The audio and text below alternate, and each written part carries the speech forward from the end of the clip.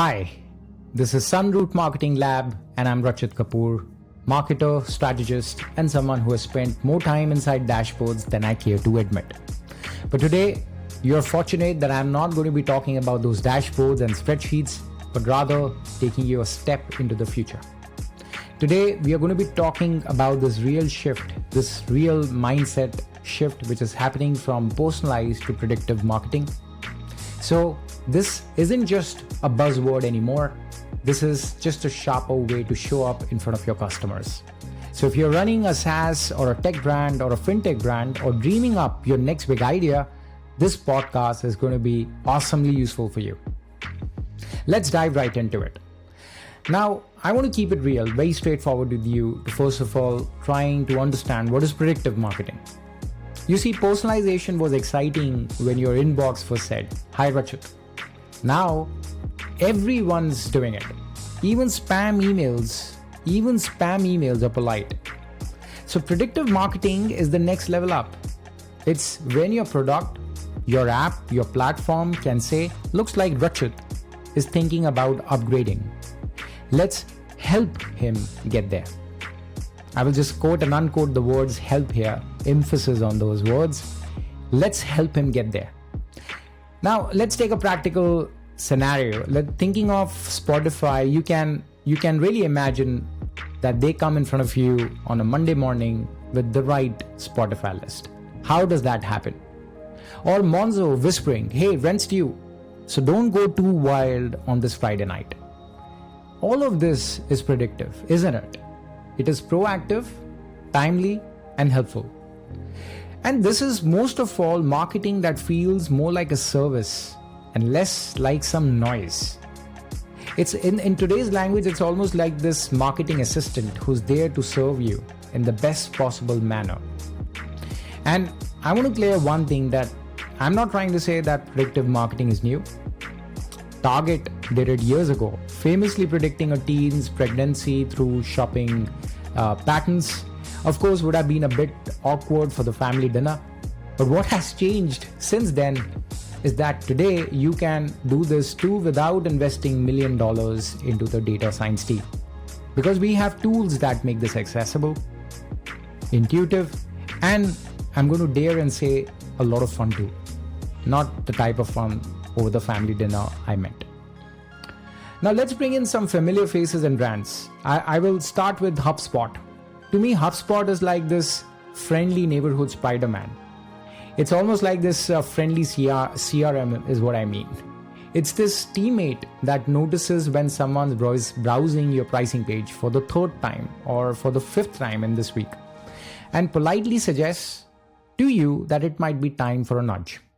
You don't need to overcomplicate this. A lead visits your blog as an instance, downloads a guide, then pokes around your product, let's say around 10:53 p.m. on a Thursday. That's, of course, not a casual curiosity, and that is absolute intent. So in the previous scenario, it may nudge you, and then in the second one, with this example, you can actually automate all of this. And you can do this through an email, a smart CTA, or even notifying your sales rep, telling them that they should contact this particular user. It seems like a conversion or a fusion is just around the corner. Let's take Stripe as a next example. Now, Stripe is this friend who doesn't speak much in the room, but always speaks and says the smartest thing whenever they say. They are tracking growth patterns. This is what Stripe does. As an instance, 5 times in daily transactions, new countries are showing up. Your average average order value is going higher than it's been on the last 2 to 3 weeks. They notice all these patterns, and what do? They offer support before you even ask. So they might come back to you saying, "Looks like you're scaling. Here's how to handle international compliance without losing your sleep." Now that is predictive. It is subtle. It builds loyalty. It doesn't come across as barging your privacy or anything. It just comes so naturally to you, isn't it? So why is this a hot topic now? There are 3 reasons for that. Number 1, tools are smarter and more accessible than ever. So you don't need that big data science team or a data warehouse. Number 2, cookies are going to extinct. And we have all heard about this, and it's going to for sure happen with how the data privacy laws are expanding. So first party behavior is the new gold. And number 3, customers expect experiences that feel personal but not pushy, helpful but not creepy. And putting all this together, if you're not thinking predictively, you are not just behind, you're invisible. Now let's make this simple. Now imagine someone signs up for your product. Within the first 3 days, they add 5 teammates. Then they connect your tool to Slack and explore advanced features of your platform.